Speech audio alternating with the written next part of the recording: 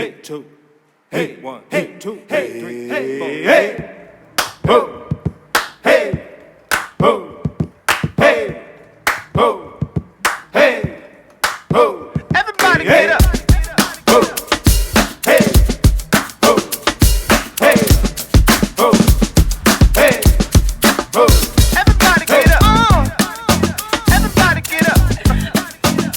I said, everybody get up. Woo, how you doing, LaDios? Oh, excelente. Happy Saturday. How you doing? Doing fantastic. Ready for our next episode? What are we covering today, LaDios? Oh, we're talking about sex and film today. Ooh, taboo. Yeah. Before we check in, let's just do a checkup. Yesterday was scorching. Did you notice that? Oh my gosh, it's getting so hot, and I hate hot weather. I'm sorry, I just hate it. So I'm miserable, and I'm menopausal. So like the combination of hot flashes and heat just don't. God. Oh my god. So yeah, I'm suffering, and it's only June. So I'm just like, oh, come September, please come September. So yeah. Other than that, it's been a good week. I feel a lot more healed. Mm-hmm. I'm really happy that there's a lot of movement going. Yes. That George Floyd's death wasn't in vain. Yes. So I'm really excited to see that. I was up at the Capitol just last night, and it was nice to just, again, be with the people and still see support for this change that needs to happen with systemic racism. So that's been good. I've been hopeful. How about you? Yeah, what was going on at the Capitol last night? I think it was unveiling of a mural. Me and my friend went late. She had the actual scoop on it. But they had some DJs up there. It was all really peaceful, people with signs, dancing, and all of that. So nobody rebel rousing or any of that crazy stuff. Yeah. It was very peaceful, and again, it was just nice to be with the people and to see people, kind of in support of progress, right? Yeah. And in support of love and not, hate, right? That's a beautiful thing. So I'm very hopeful right now. That's good. Yeah. That's good. Yeah. For me, I love the heat, but my air conditioner is out, so I'm dying. Getting in that car is like getting in a dry sauna. So hopefully we get that repaired in the next couple of days. But I got family in town, and we're going to head up to Wyoming because my nephew is graduating this weekend. Congratulations. Yes, I'm super stoked. And so we... my dad, he's a devout jazz fan. Oh, good. So we were going to go to this little jazz club off of Larimer and 27th. I can't remember the name of it, but they weren't open really late. So when we got there, they only had 15 minutes. And so I was super disappointed because it was a live band, and they were honoring John Coltrane. Oh my gosh, that must have been amazing. Yeah. But we'll catch it on the next go round. We ended up going into the Walnut. I think it was called the Walnut Bar. Is that what it's called? Walnut Room. The Walnut Room. Yes, that was my first time there. Okay. It was perfect. It was nice. We sat outside. It was really good. It was some great food, and so he was like, "I really like this." So. And isn't it nice to just have these little glimpses of people and normalcy? I went to a dance class this week. That was wonderful. Oh, yeah. And just like, I'm in the studio, and there's other people with me. This feels amazing. So it's really, again, it's been a hopeful week that we're getting out of the malaise of COVID that we're getting. And still social distancing, but sure, everybody's being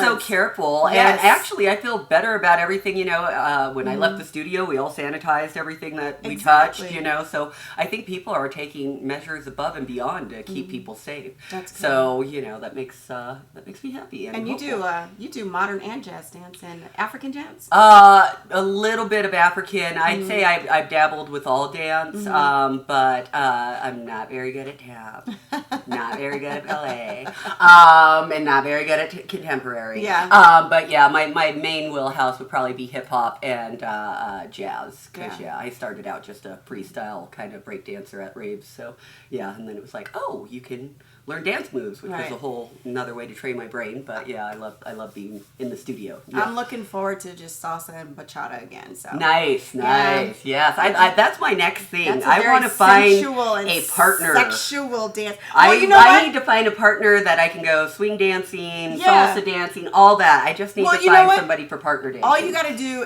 especially at salsa, if you go on a regular... we should go to Lip Gloss. There's a place that does... Where's that at? 9th and Acoma. Girl, I'm with it. Okay, Yeah, so Sunday night they do a salsa okay, night. I'm so with it. And then I walked in and guys are just like, "Do you want to dance? Yeah. Do you want to dance? And do if you you want to come dance?" regularly, we'll get a regular partner. Because Yeah. I want to do an amateur competition. That's my Let's goal. go. Oh my God, let's we got do something it. to do. Yes, we do. We'll be so, checking in on the with salsa dancing. and bachata, it's a sexual dance, and Of it's course. very intimate. But, Yes. that's what we're going to be talking about. Sex and Yeah, film. absolutely. Yeah. So we covered a little bit of this last week in terms of the depiction of sexuality when it's done tastefully, Yes. not showing everybody's body parts and those kind of things. What about the raunchy sex scenes? What are your feelings towards that? Give me some examples. Ooh, I'm trying to think of a really good. Outside of, was it Monsters Ball? No, it wasn't Monsters Ball. Well, that's a great example. Well, Actually. she didn't really do a sex scene in there. I think she just... Well, they did have the sex scene. Is that and the they one were with in the Billy living Bob? room. Oh, yeah, okay, yes, and okay, yes. Yeah, they did have a sex. Yeah, it was such a close. It I could was see the icky. stretch marks on her butt. Yeah, it was really, it was kind of... Okay, so I don't know if you were a fan of Power. Did you ever watch Power? No, I haven't Okay. watched that. That's a tough one because it's in that Yeah. crime genre, and I Oh, tried to gosh. watch it, but It was yeah, great. I just It was yeah. great. Well, I Leslie, like but what I comedy. did notice is that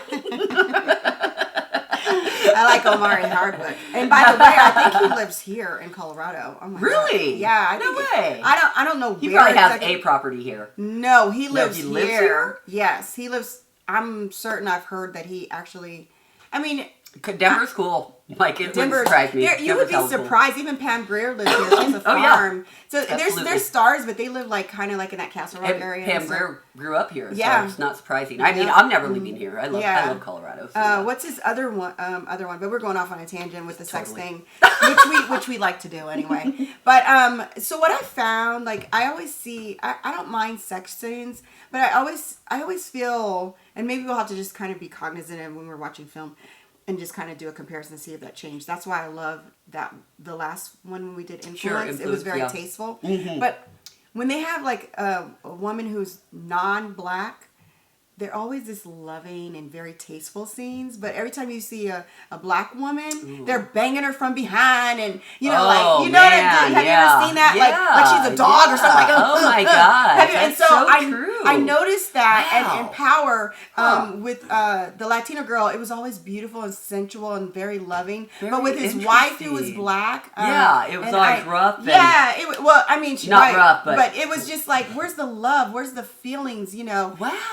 And so let's just kind of stay cognizant of going forth when we start doing our reviews Let's on do that. that, yeah. And see, but that's why that Influence really was it stepped out for me, because it was very gentle, it was very sensual, and it was very tasteful, like you said. And Yes. so I'm hoping if a sex scene is like that, I can dig it.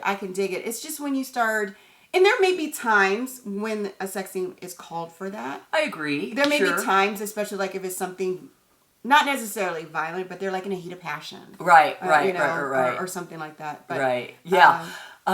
Like going to boobs, right? Okay, Uh-huh. so I watched this movie called, not a movie, it's a TV show on Showtime. Actually, really excellent, called Mr. Pickles with Jim Carrey, Okay. and really, really amazing piece of work. But the wife of Mr. Pickles, and I can't remember her name, and she's been on a lot of stuff, but I just can't remember her name right now. Okay. But there were a couple of scenes when they'd flash back to them being married, and she'd enter film without her top on. And I constantly remember questioning, now, is she doing that because is it even something production's calling for? Is this Right. something that she wants to do? Because Yeah. it was almost like unnecessary, Yeah. right? I Yeah. guess it's necessary to say, oh, they're intimate in that relationship, but literally walking in from the bathroom to deliver 2 lines without a top on and then going back to the bathroom. And what's the purpose? What was the purpose of that? So, so sometimes I'm like, there's a purpose to the sex scene, like I was talking about with Tandy Newton. The nudity. Yes. Tandy Newton in Westworld, Yes, right? The yes. cyborg scenes, Yeah. right? That's Yes. kind of necessary to the to the plot. yeah, the plot Yes. and all of that. But Oh. sometimes I'm just like, is it being gratuitous? Are you just showing it to show it? Because like Hollywood, I felt like was gratuitous. Even though you didn't Well, see I think it the was- actual sex scenes, Yeah. it was the innuendo. I that think was that, gratuitous. but see, I kind of, I understand, but I think the sex scenes were necessary because they were, to me, Hollywood was showing the griminess of Hollywood. That's true. The griminess, like people will do whatever for fame. That casting couch thing, you know what I'm saying? Yeah. I mean, the guy, you know, the guy was like, he liked doing it. You know what I'm saying? He liked doing it. Yeah. But the guy, the other character was like, well, basically, if you like doing it, why don't you get paid to do it? You know, people will do whatever, and a lot of times people go to Hollywood or go searching for fame, and they don't have a plan, or they get diverted from their plan, and they ended up in those pornos and whatnot. And, Sure. you know, it's. I always wonder, do people like go off and say, I want to be a porn star? Because there are porn stars. There are people that do it. They're like popular. They have like an Academy Awards for porno stars. The most famous porn star of our time, Jenna Jameson, did go into it with that mindset. And I mean, she had merchandise. She had and sex sells, you know? Yeah, absolutely. So she became very famous, and I think she did go into it like, that's what I want to do. I want to be a porn star. And I think there is a small sect of people that go into it, just like strippers. Yeah. Right? There's a small sect of girls that are like, ooh, I want to be a stripper. And like, you know, it's low expectations, right? Yeah. At the end of the day. Well, okay. I'm okay with strippers. I'm okay with strippers, too, I like seeing strippers. I mean, I don't do it regularly. Too, but I'm sad-hearted when I hear a girl say that's her dream. It's like me when I was 18. My dream was to be an executive assistant. And I conquered that by like 25. And it was like, okay, I was aiming really low. Because I could do so much more with my life. And I have done so much more. So that's all that I'm saying. Is that sometimes you grow up and your circumstance and your vision is so narrow that you can't imagine more for yourself. So that's more where I'm coming from. Because I respect strippers, and I have friends that are strippers. And I used to work as a waitress, you know, so I've been in that lifestyle. It's not it, but at the end of the day, it is degrading. You know, any sex work can be degrading, and sex workers are real people, and they deserve respect too. Yes, but at the end of the day, it's kind of the fact that you have these power imbalances, right, with the super rich and super poor, that you have to have these sex industries, right, because that's what feeds it. So anyways, we'll go on. No, keep going. That's what about, I'm starting to see a little more equality. I remember being 7 or 8, I could have been older, I'm lying, I don't know, I was maybe 10, and I remember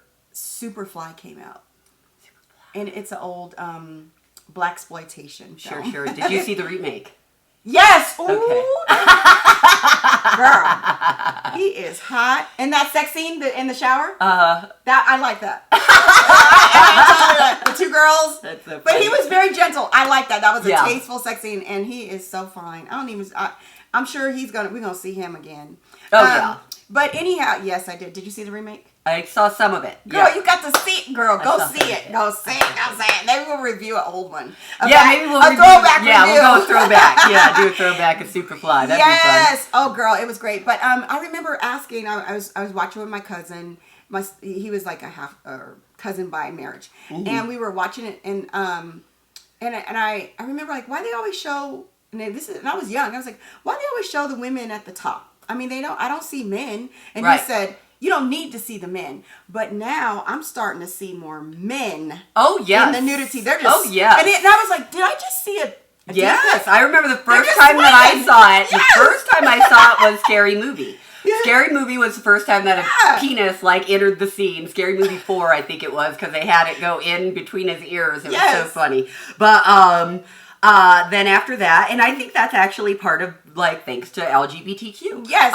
They're like, we want to see it just like y'all want to see those movies. So well, I think it's fair if you're going to be exploiting the women, exploit men. Yeah, let me see. I can't remember what me and Mr. King was. Fair. We was watching, and I guess some guys were in the shower. I was like, I did a double take. Like, did I just see what I saw? Oh, yeah. And he goes, yeah. And I said, rewind that. Well, because I was just. Well, it was just like. It was just, it's just been over the years. Like, a couple years ago, it was not a big deal. It's like, it's so new. You'll probably never see it. But now it's a regular thing. Yes. And I have to say, I appreciate that, because now you're not just throwing women out there like, we have to show ourselves. Like, let's make it an equitable thing if that's what you want to do. That's what you want to throw them out there, you throw it out too. But here comes my prudishness, and I have to ask, like, are we oversexed in America? And does our film industry have a part to play in that? Absolutely. Like, the fact that there's so many depictions of, hi, let's go to bed and then figure it out. Like, that is how I think a lot of people run relationships nowadays. Yeah, they do. And then the unrealistic expectations, any rom-com, any of that, boom, boom, boom, the writer fixes it up and everything happens like magic and they fall in love and go off to whatever paradise. But that's not reality. And that's not how relationships work. No. And relationships are hard, and trying to commingle two individuals into, kind of a unit is work. So, yeah. So, I definitely think Hollywood is culpable in some of our, I don't know.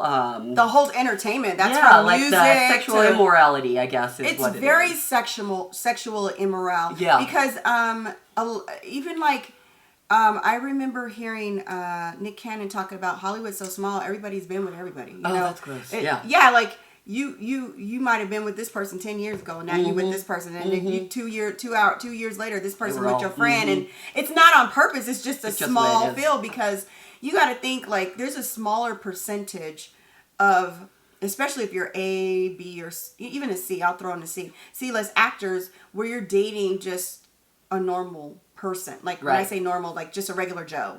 Like, that's not in the entertainment field. So a lot of times Hollywood, or Hollywooders would, or someone in the entertainment field, you want to kind of keep it even playing field so they can understand, like, what you do.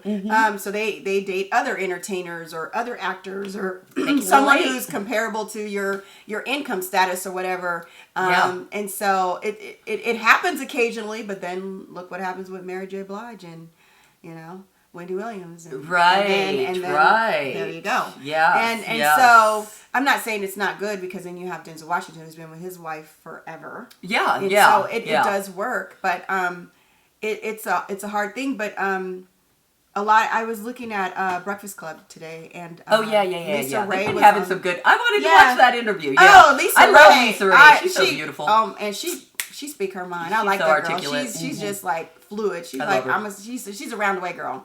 But she was just saying, with the COVID, is kind of, because they were asking about dating. She's like, I'm not dating, but I'm basically having conversations. Okay. And she said, I'm liking this COVID because you can get to know somebody. Yes, she said we're talking and Zooming, and she said if we didn't have COVID, she said, I've probably been on that too soon, too quick. Yep. And on to the next one. Exactly. Because that fizzle, that instincts, and we can't. A lot of us. I mean, I can.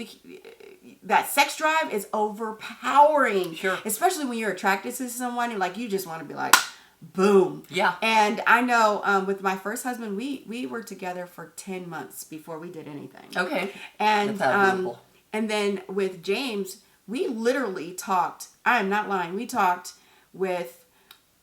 from 8 p.m. to 3 in the morning for 30 days, just getting to know each other. Getting to know each other, before we even did like anything. Like, I don't even think he kissed me during that time. Yeah. Our first date, we played Monopoly, and he kissed me on the forehead. I was like, this is nice. Yeah. But most people's like, you jump in the bed, and then you're just like, the thrill is gone. Because then you start to see these people's flaws. I remember that's your most... Everything is a facade. I remember having a friend. He was like, I was chasing this girl. She was a bad girl. She was bad. She was built. She was fine. He's like, I was chasing her for a moment. He goes, and then I got her... He said, and then I got to looking at her, and she wasn't that attractive after all. That's so funny. That is He started to see me like, funny. I said, well, what wasn't attractive about her? He's like, she had BBs in the back of her neck. Her kitchen wasn't taken care of. Oh, my goodness. He's like, and then I started looking. She wasn't cute. Got freckles. Oh, my goodness. Freckles, that's funny. That's funny. Yeah, you want to be able to accept people's flaws at the beginning. Well, and, it should be something that, you build toward, not something that's just expected and then, okay, we got this out of the way and we know it's good, so now we can build on everything else. Because if you're good in the bedroom, who's to say that you're not good everywhere else? And then you have the frustration of trying to reconcile those things. Yeah. Because a lot of times, some people will keep relationships going that they shouldn't Because they be because like, girl, of the that's sexual, good, some good, yeah. Yeah, but exactly. if that's all you got to base it on, you ain't got much. I'm And trying to again, tell you. low expectations. Yeah. Is, I'll stick with the sex and not love, right? Because, everybody deserves love and somebody that really loves them. But going too fast, too soon kind of fucks that all up for you, because how's somebody really going to love you for who you are versus what you got to offer if you're just giving it up? I'm just saying. So do you think sometimes, because, I remember Steve Harvey did a book some years ago. It's been at least 15. Think Like a Man. Think Like a Man. But he was talking about the 90-day rule. Do you believe in that? Do you think that really is a platform, whether a man stays with you or not? I think it could be, because honestly, I think men, they are the testosterone. I think it's a natural thing that makes them like challenges and all of those things. So they like they like the chase. They like to chase and they like to conquer and all of those things. So it's like if they've already conquered you and they were already bored, they're going to be gone. So if he's sticking around past 90 days, obviously he's intrigued by you. Obviously he's, it's a little bit deeper than just, your sex, right? Yeah. Because, But what people about, that are just after sex usually can find it. They'll move on from that person that's trying to hold out if that's all that they're after.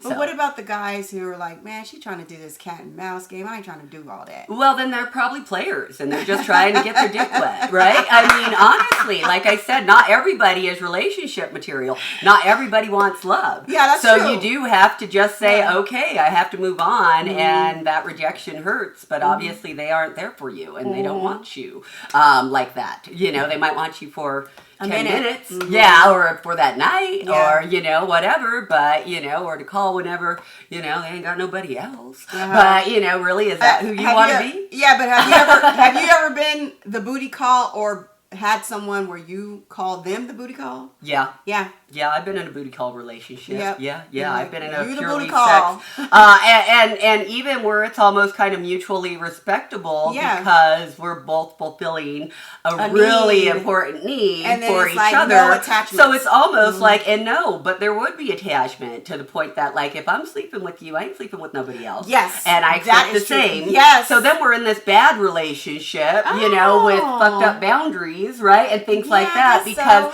all that you're asking for is sex. Yeah. Right? You're not asking for the support. You're not asking for the love. You're not asking, or it's too much to demand on the relationship, So, That's true. That's true. I did have a guy that he was a booty call, and I think he called me. I was like, I call you. You don't call me. But I was like, if you sleeping with someone else, we're done. You know what I'm saying? Because I don't need all the germs. Even though we did protection and safe sex, absolutely. still. Yeah. That I was shit can pop. Yeah. That was great. No, bucket.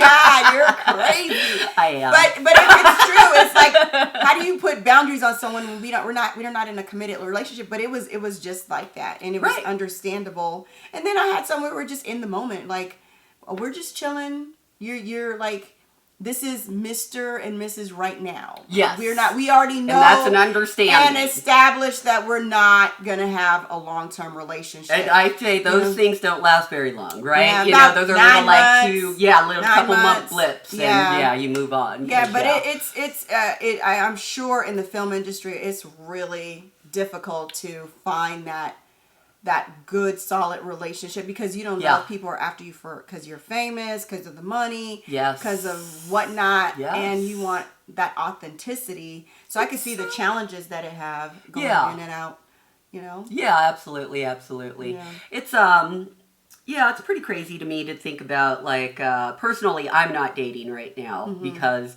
A, COVID, B, I'm in the really self-centered place where I want to just focus on my career. Yeah. And, and me. And that's it. Like, I just don't want to entertain someone else or trying to build something with someone else. That's fair. So mean. No, but fair. It's the truth. You know, like right now I am actively not seeking a relationship because my last relationship was heartbreaking when it didn't work out. And, you know, it's hard to move on from that. And it's like, you know, next time I just want it to be with somebody that I know might be there for the rest of the friggin' ride. Yeah. And, you know, when you're and at for this the long age. haul. Yeah, when you're at this age, I don't want to be playing around. I don't want to be doing all that. People and it's annoy so me. funny when I see, you know, entertainers, they'll be in a relationship, they've been in there for 2 years to me is probably a long time, you know, still. That's 2 years. And it's not a long time as far as marriage, but 2 years in Hollywood is like an eternity. Oh, sure. And so what kills me is or they could have been there for 10 years. Mm-hmm. And then 2 months there was somebody, and I'm like, you just got divorced, and you already in a like, did you have time to heal? Like, and I think people just do leaps and bounds too quick, too soon. Like they don't really take time to be alone, and that's pretty. You know, that's true because frustrating. Sex is a pleasure.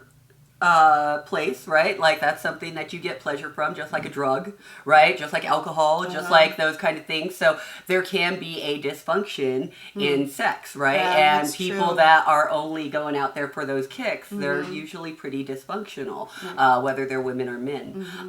So I think Amber Rose. Sometimes I get a little bit upset with her because I'm like, girl, I mean, we're queens. We don't need to be spreading around to everybody. And I get that you were abused, but that's where you're talking from. Yeah. And I don't think that should be the message because, you know, if you can carry life, if you know, then you shouldn't be polluting that area with just any old Tom, Dick, and Harry. You know, I love that she exonerates her sexuality and confidence. I love that. Yes, I love that. What did she do? That walk that she did? The sex workers the walk slut walk, or the slut walk? And I appreciate that because no one should be shamed. So because there's a double-edged sword. So men can go around and fuck whoever they want, and thousands of men have a whole bunch of different girlfriends. But when women do it, oh, we're the slut, and I don't agree with that because sex is sex, no matter how you put it. If you with one person or 1,000 persons, because if I have sex with one person, whoever that person had sex with, I'm having sex with all of them. Yes, because there's a little bit of chemical background that you've taken away from that chemical energy you've taken it. And, you know, they say every time you kiss somebody, you kissing the other last person they kiss, and I know a friend of mine said. A dentist can always tell when she had a new boyfriend. He'd be like, "Oh my God!" By the saliva, like you have a new boyfriend. And I was like, "Oh, that's interesting. Isn't that interesting?" Yeah, that's funny. But yeah, I don't like the labels that you judge, the judgmental labels of someone. If they I agree with that. Fluid, but you got to also understand. With that comes a stigma, and you gotta, you know, pick your battle. So if you choose to represent the slut walk, and you're with this person 1 minute, and the next person.